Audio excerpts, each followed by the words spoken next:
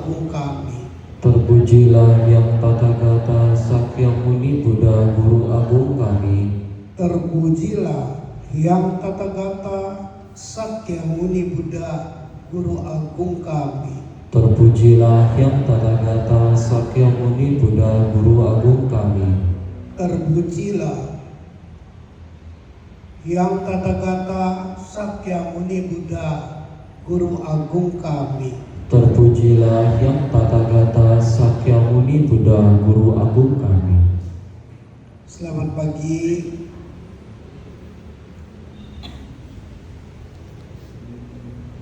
Pertama, Suhu mau jelaskan dan mempertegas. Terpujilah yaitu yang kita memberikan penghormatan yang tertinggi, yang kita muliakan. Apa itu? Kekuatan Buddha. Yang Tathagata itu kekuatan Buddha.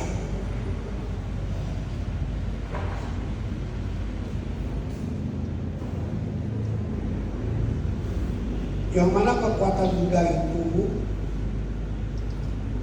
diajarkan Sakyamuni Buddha kepada kita. Jadi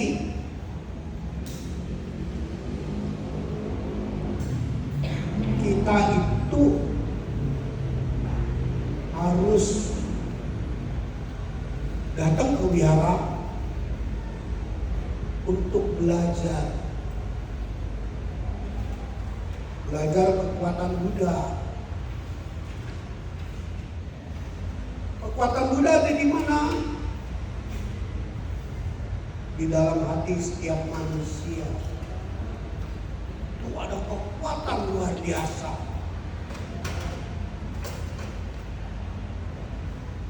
Kekuatan luar biasa itu mesti bisa dibangkitkan masing-masing kita.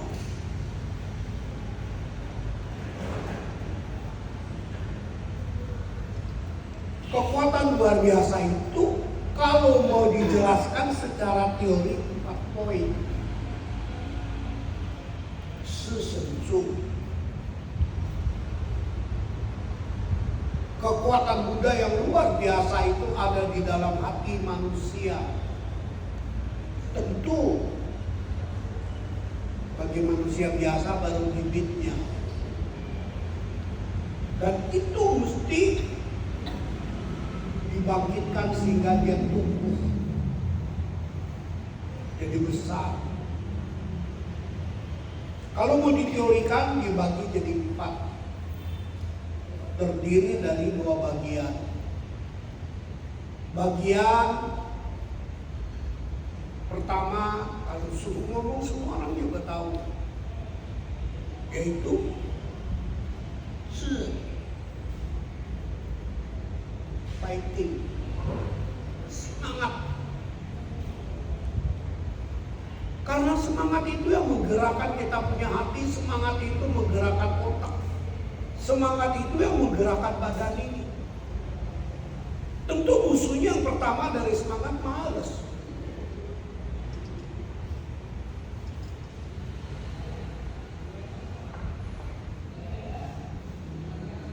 Semangat ada di mana? Dalam ayat di Sinku ini dikatakan semangat itu mau berjuang itu adanya di hati. Zixin.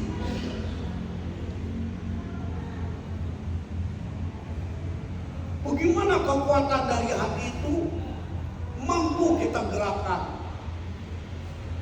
Kitab suci bilang mesti percaya. Percaya apa? Kalau mau ngomong pakai logika gampang.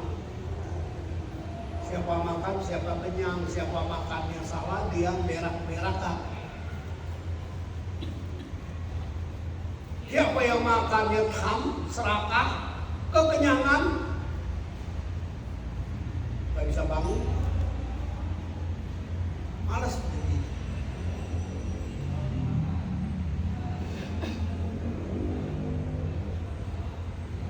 Keyakinan itu mesti dibangkitkan dengan gembira. Itulah yang orang selalu bilang, ingkirkan besok. Kenapa bilang besok? Sungguh bukan sekarang. Ya, tahapan berjuang ya besok. Tahapan yang menikmati ya sekarang. Kenapa nggak sekarang aja sih? Jawabannya gampang. Lu ada benci karma masa lalunya nggak? Lu ada hokinya nggak? Kalau lu nggak ada hokinya, bisa jadi lucu-lucu. Ngomongnya paling gampang deh. Lu mau orang nggak mau lu. Yang lu mau salah alamat, dia miskin. Yang lu mau, dia problemnya banyak. Lu mau dia nggak mau lu.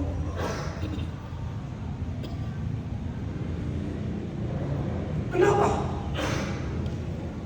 Kemauan kan baru sepihak, kamu sendiri. Kenyataannya, itulah orang selalu bilang, ada hoki nggak? Kalau nggak ada hoki gimana?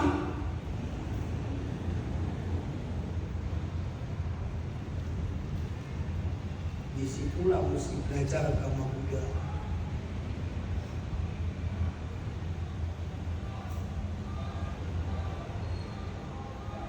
Tuh orang nggak mau kamu kan tetap mesti hidup.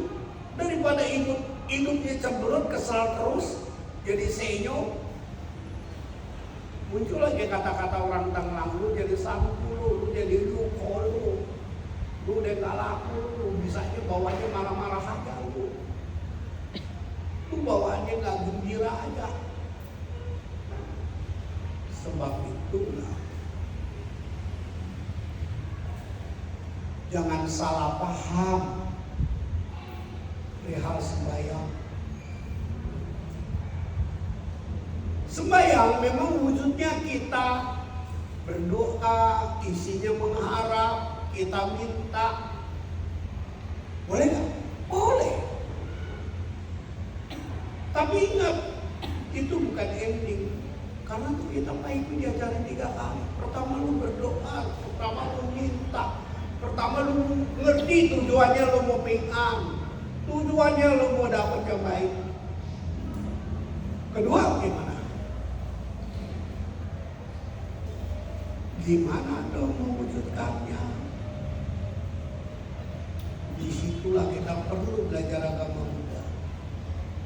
Bila tidak menanam, bagaimana bisa mengharapkannya tumbuh?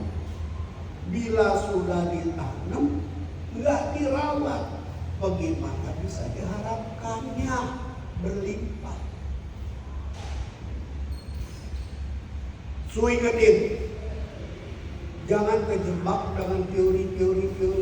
Oh yuk, kita mesti go to basic, hidup ini nyata. Jadi kita mesti mulai dari kita punya warisan karma masa lalu kita, sekarang ini kita apa? Jalankan kewajiban dengan senang hati,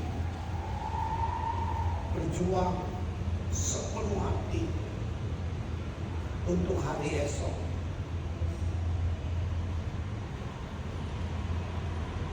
Untuk itulah kita perlu belajar agama Buddha.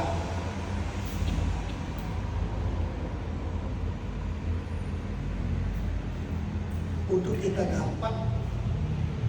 mau dapat, mesti jalankan hidup dulu dengan gembira. Ingat loh, gembira bukan dapat, gembira berjuang. Tujuannya mesti jelas. Sebab itu kekuatan Buddha ada di dalam hati kita, semangat. Kedua, mesti tekun rajin. Ini masih bisa dicapai dengan jangkauan logika. Yang dua lagi, Buddha bilang sin, hati. Hati manusia perasaannya selalu berubah-ubah. Kalau mau sukses nggak boleh, mesti isin kuning. Hatinya fokus ngomong gimana.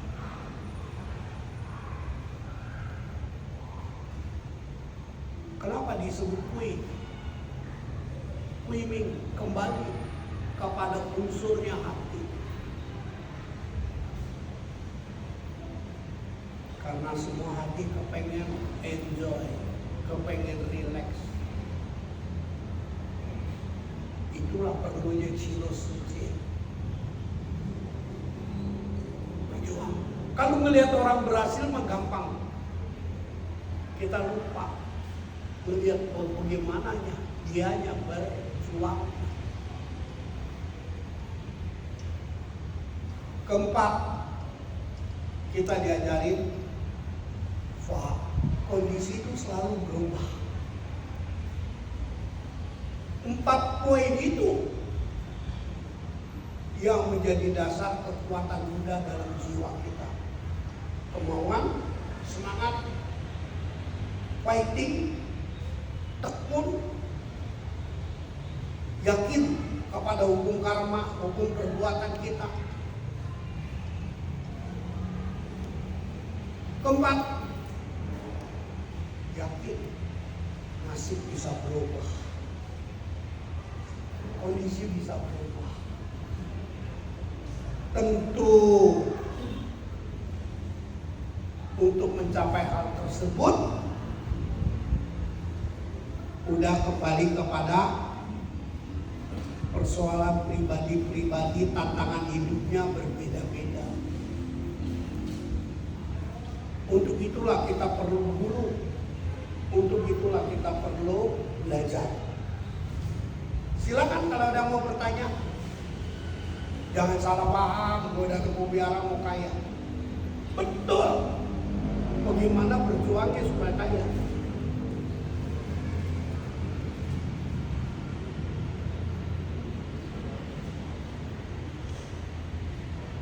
Jangan salah paham. Gue biara ini supaya dapat jodoh.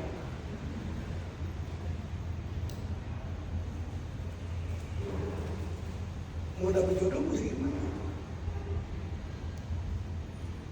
Enggak ada teori, mesti karma lu baik. Tentu dimulai dengan yang akal sehat, berkumpul yang baik, yang nggak baik jangan maulah di-reject. Kalau udah kepala lu bagaimana? Ya jalanin. Nggak ada teori, percaya deh. Untuk itulah tekun Genshin. Genshin manfaatnya itu 3+2. 1. Kita ikat jodoh dengan Sang Buddha. Kita perkuat hati kita di dalam ayat demi ayat, mantra demi mantra. Kedua, dengan kita fokus isi bimbing kecerdasan kita nanti akan terbuka. Ketiga, ya tentu kembali lagi jalani kewajiban kita dalam semua. Itu udah ketiga. Plus 2-nya nanti berkembang.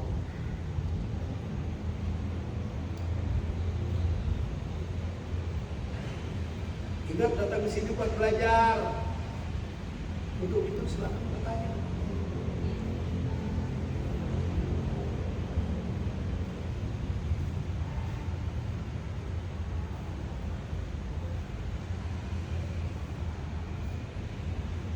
Hidup itu gampang-gampang susah.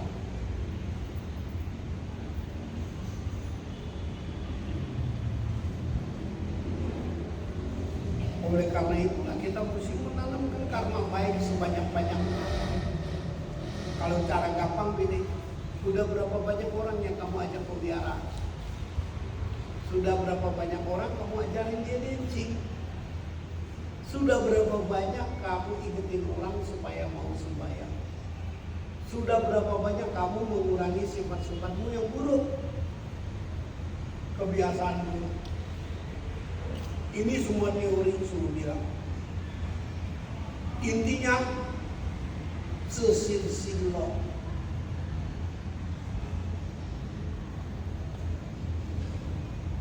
Secara simpel dikatakan, sebenarnya kita orang hidup buat apa sih? Oh, kita bakal tua, sakit, mati. Buat apa? Buat naik level.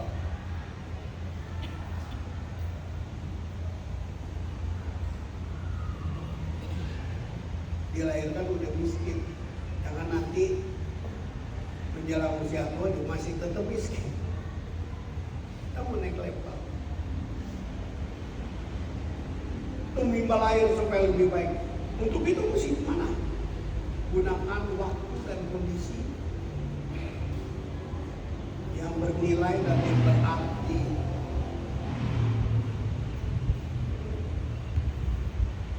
Jangan muter-muter dulu di situ. Pertanyaannya tadi, udah berapa banyak kamu ingetin orang nyincing? Sudah berapa banyak kamu ajak orang nyincing? Sudah berapa banyak kamu sendiri tekun nyincing?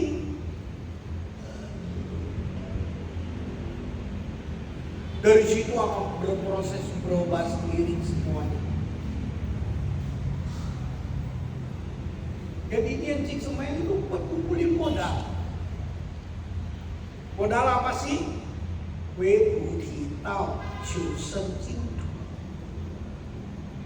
Supaya kita bisa lebih baik. Baik mulai dari mana sih? Gampang, ketemu orang mesti tersenyum, ketemu orang mesti menyapa, ketemu orang mesti bisa seleksi yang pantas kita kumpul sama dia apa enggak.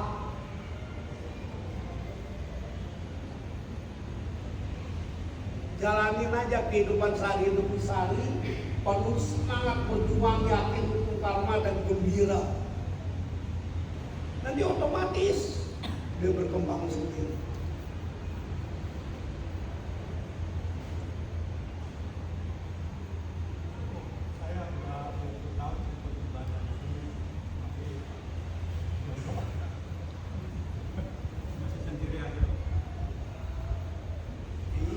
Kelahiran dulu juga ada jodoh. Kalau bagi jodoh ya nggak apa-apa, daripada berjodoh dapat yang jelek jadi beban. Ya, nggak apa-apa. Tiap hari asal kamu bisa ketawa deh.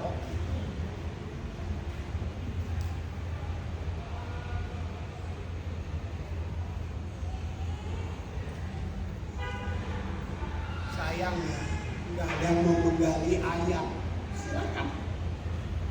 Kita mesti belajar dari kitab suci.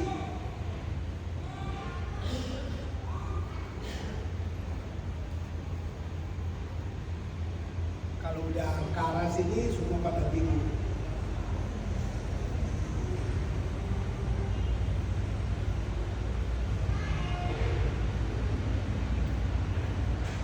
Kalau mau dibikin gampang-gampang. Pagi baca tahlil coba 9 kali, malam baca tahlil coba 9 kali, pagi lihat 1 jam,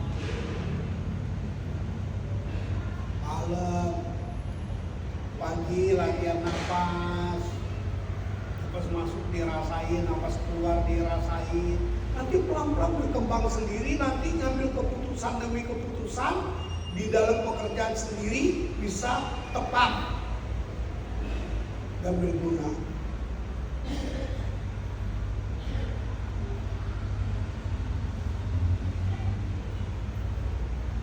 Ayo CK mulai, mau nanya apa CK atau Puspa? Ya. Kalau dalam kita kan dia bilang kayak lakukan, jadi kayak teman rekan. Nah kalau pandangan suku kualifikasi, kalau kita tuh mau dapat teman yang lain gimana? Karena kita kan ketemu orang kan macam-macam, kadang ada yang modelnya sendiri. Tunggu dulu, kembali ke the basic. Kita udah terlahir. Sampai kitab suci bilang apa? Wei shi zun wei zhen ming wu chu o shi ji li ku. Kita kan baca dengan cing, dengan co besok ketemu kata-kata itu. Udah kasih tahu. Kita menghadapi 5 kondisi. Kalau kita salah ngambil keputusan, jadi buruk, jadi jahat, merusak kita. Kalau ngambil keputusan tepat, tambah plus, tambah down. Satu apa? Syi'su. Ini ada dalam Hadits Qudsi. Kita ketemu A dan B. Ada 2 kemungkinan. Kemungkinan pertama kita nggak rekayasa punya ketemuannya. Nah dalam ketemu itu dia berkualitas. Gimana mau tahu dia berkualitas? Gampang, cara dia ngomong aja. Ngomongnya cuma menghayal, apa ngomong diskusi, apa ngomong kenyataan. Makanya Buddhis mengenal kata-kata sansese. Bergaullah, ngobrollah sama orang yang bisa kasih petunjuk, minimal bisa diajak ngomong. Cara baik, makanya dipertegas sah kalyanan mitra. Kalau jelek gimana dia? Mendingan kita baca buku, dengan kita sendiri.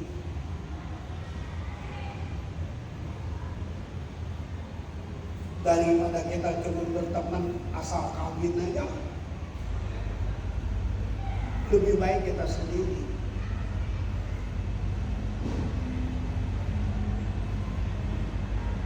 Itu namanya syi'su ketemu. Ketemu kita mesti pakai pandangan siap. Kita mesti kasih nilai sendiri. Ini plus apa minus?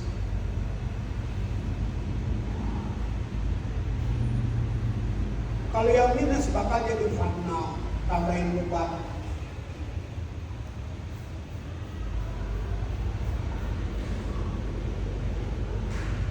Keempat, kita udah diingetin. Setiap orang ada minnya. Ada jalan nasib masing-masing. Bisa gak jalan nasib kita pilih? Kalau kamu ada kekuatan bisa.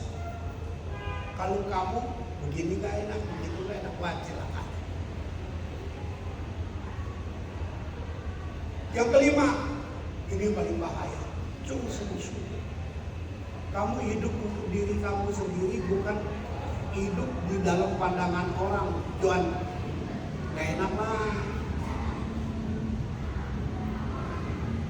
Melihat orang makan capek, wah kelihatan enak. Kita nyibut makan. Udah gitu kita kepedesan, berak-berak. Besok kita masih dimakan gak?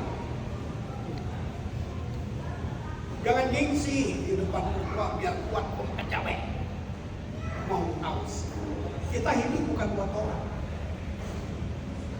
Kita hidup buat diri kita sendiri. Karena kita hidup buat diri kita sendiri, kita jangan peduli pandangan orang, pendapat orang. Selama tidak merugikan orang lain, tidak merugikan diri sendiri.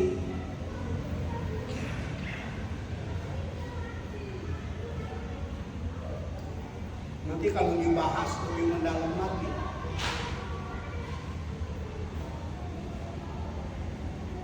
Kalau pandangan orang jadi syallah bagus tak? Nah, jadi piaraan orang katanya kan keren ya, kayak ayamnya dipiara.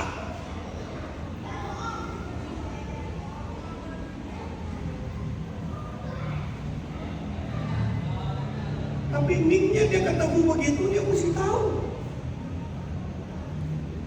Kuat tak gua nggak perlu dipiara dia. Dia bayarin aku in the cost. Aku putus ya, aku terima aja. Tapi, nak ngomong tahu tapi yang tahu kamu sendiri bukan suku. Nah itu perlu didiskusikan. Suhu pernah kenal satu orang, bahkan 3 tahun yang lalu. jawab ke orang.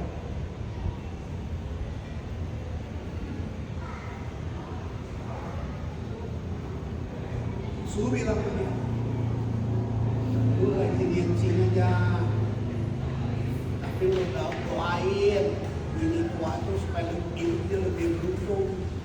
Jangan terbalik, lu larang laki lu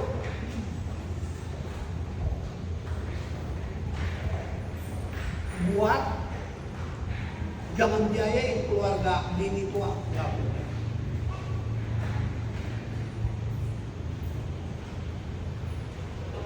Ini hananjang. Makanya ingetin, kita hidup bukan dalam bayangan orang.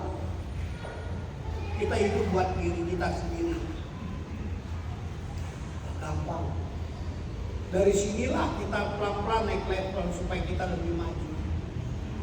Tapi kita tetap mesti ngerti cinta batas. Gitu. Oleh karena itu hebatnya agama Buddha, kesuciannya bertahap. Gak ada yang langsung berpisah. Bersih. Kewajiban dulu. Jadi orang lain dulu. Pelan-pelan baru jadi orang suci. Sebab itulah Chung Sen Su, jangan kita hidup di dalam pandangan orang lain. Dipuji ya kita senang, padahal rugi. Jangan asal kesohor, tekor gak apa-apa, ngomong tahu sih. Kalau masih sanggup tekor gak apa-apa,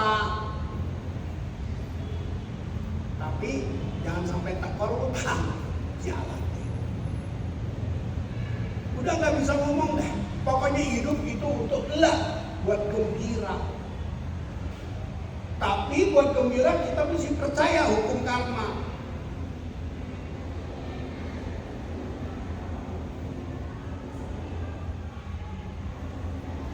Gak gampang ini ngomong gak gampang. Orang gak dilahirkan ada langsung suci, gak ada. Melainkan jadi proses baik. Gitu CK. Jangan peduli. Tapi jangan merusak. Silakan. Puspa ada apa mau ditanya?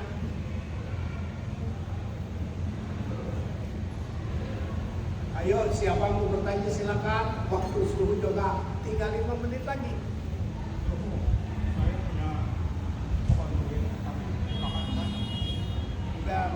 Buat ngurus ya, kasih kesempatan orang lain. Kamu kan orang hebat, jadi bisa ngalah.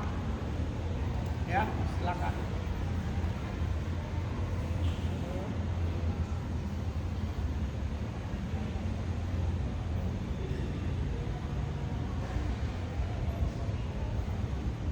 Apa suruh ngomongnya kelibat dalam ini jadi bingung.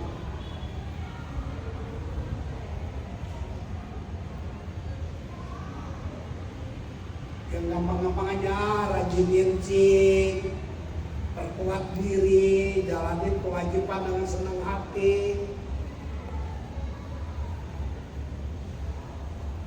Kalau udah ada masalah ya bagaimana yang diberesin. Kamu mau nanya apa? Silakan, dia buat semua. Hidup itu mesti sesin loh. Hidup itu proses berjuang, pendewasaan hati dan gembira. Sayangnya ada kesempatan ketemu Mas Suhu kalau nggak mau belajar.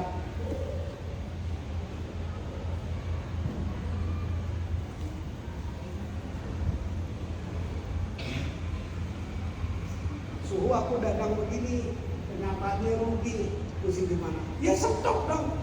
Dia tahu rugi dan diterusin.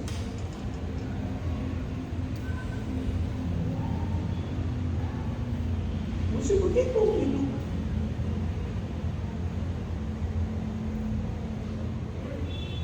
Sampai muncul kata-kata dalam menjadi orang dewasa. pakal dan cicing. Banyak kemauan sumber penderitaan.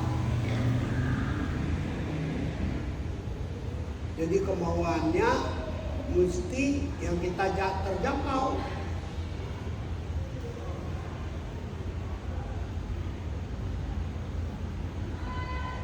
Pada akhirnya semua belajar agama Buddha supaya ping'an, supaya selamat. Tapi selamat juga mesti maju. Nggak boleh tenggelam. Sebab itu jangan salah paham kita bersembahyang. Bersembahyang mau memperkuat diri, memperbaiki diri.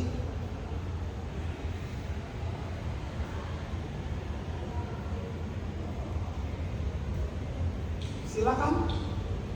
Kalau ada yang mau bertanya, tinggal 3 menit lagi.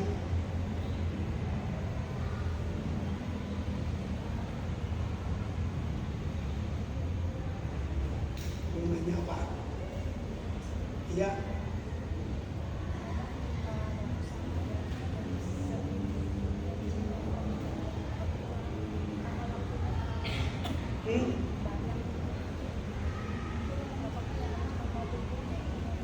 Gak apa-apa, nomor 1 kenyataan dulu, jalani tugas dan kewajiban. Memperkuat dirinya ketika bangun tidur, sama mau tidur, tensi. Gak apa-apa. Gitu. Yang penting jangan jadi malas. Gitu. Suruh kalau aku ngurus anak, bagus gak? Bagus. Nemenin anak. Jadi buang-buang waktu. Loh bukan. Itu jalanin kewajiban. Gitu. Nanti anak gue gede-gede gak mau main sama emaknya. Malu diganteng sama emaknya. Kalau masih kecil, anaknya ngintil terus sama emaknya. Saat itulah kita pupuk hubungannya. Tuhan semua. Hah?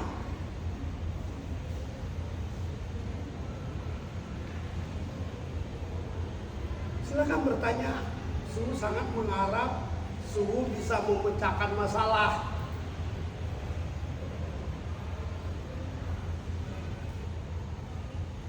Kalau enggak, ilmunya udah diturunin, tekunin aja, nanti pelan-pelan ketemu jalan. Tapi sekarang ketemu suhu, mesti belajar. Juan, mau nanya apa? Mau nanya, kalau dewasa menurut agama Buddhis itu gimana sih, So? Dewasa? Ya. Wah, segampang. Kalau yang namanya dewasa itu minimal mesti bisa tinggal. Mesti mengerti situasi dan kondisinya sendiri. Sehingga dia mampu maju, dia mampu mundur. Contoh soal, sekarang ekonomi lagi susah. Nggak tahu, kamu bagian yang beruntung apa enggak? Kalau yang nggak beruntung udah di PHK. Tadi pagi-pagi itu datang orang dari Singapura. Dia cuma berhenti sampai nangis. Kenapa? Udah di PHK. Kalau orang dewasa, dia nggak nangis.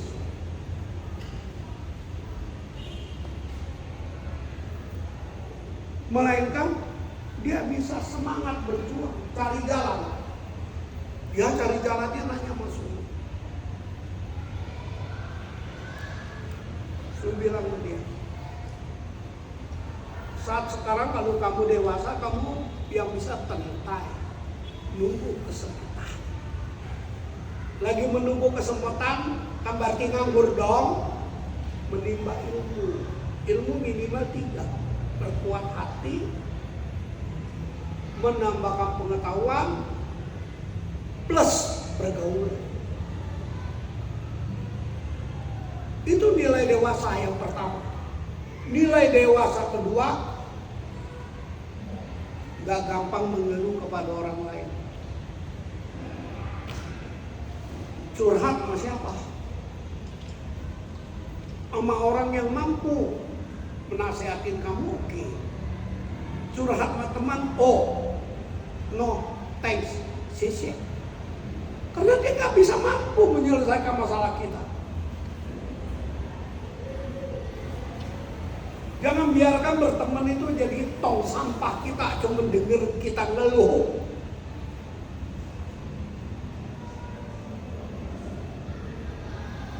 Ketiga, kalau yang namanya dewasa, dia tahan banting juga. Dia lihat kiri, lihat kanan, ngarepin bapak nggak bisa, ngarepin emak nggak bisa, ngarepin kauge udah berhentiin dia. Jadi ngarepin dia.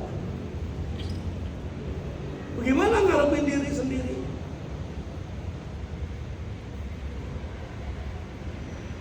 Tadi yang suruh bilang sama dia, kebetulan bapaknya dulu murid suku.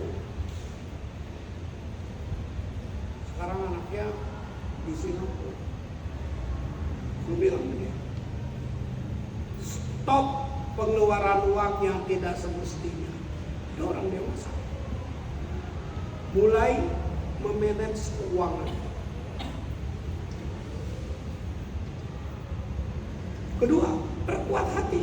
Gue bilang supaya tekun niatku, supaya ketemu jalan, minimal hatinya tenang dulu.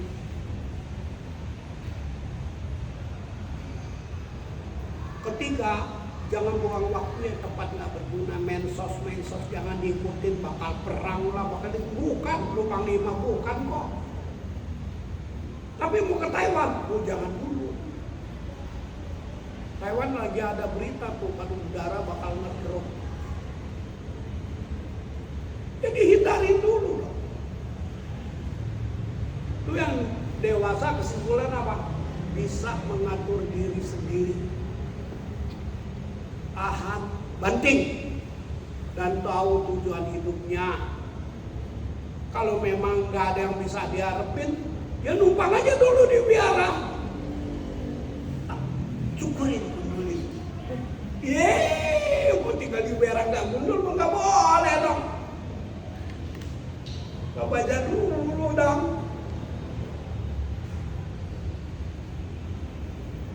Iya. Nggak apa-apa. Itu namanya tinggal di biara, minimal pantes bantu biara.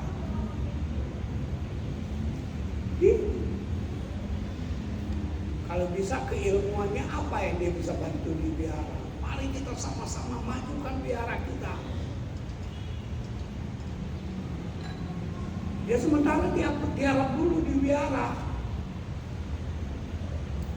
Jangan gengsi indah pos di luar.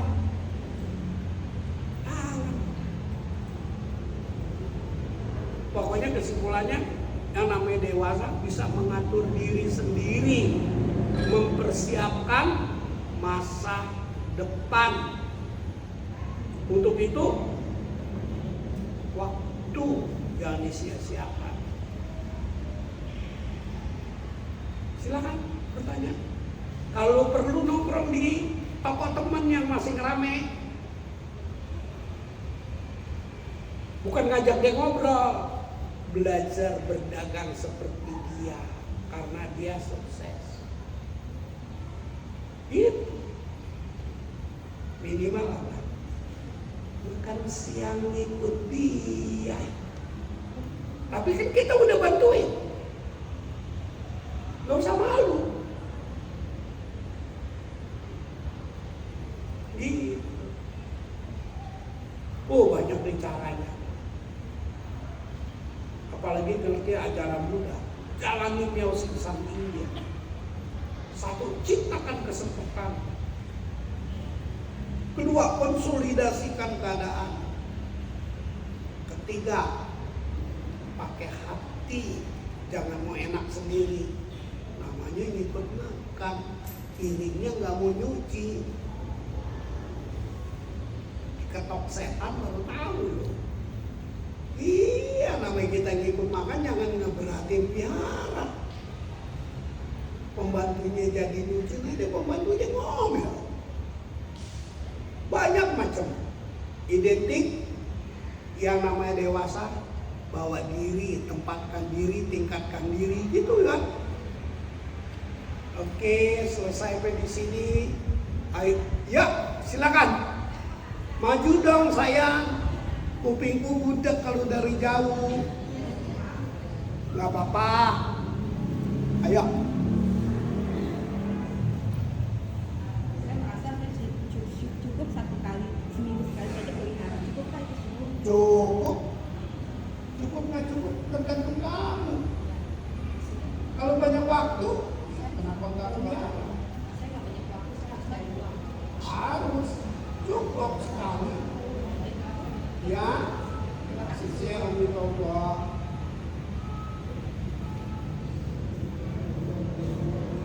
Ya, untuk itu silakan beranjali ulangi ucapan suhu.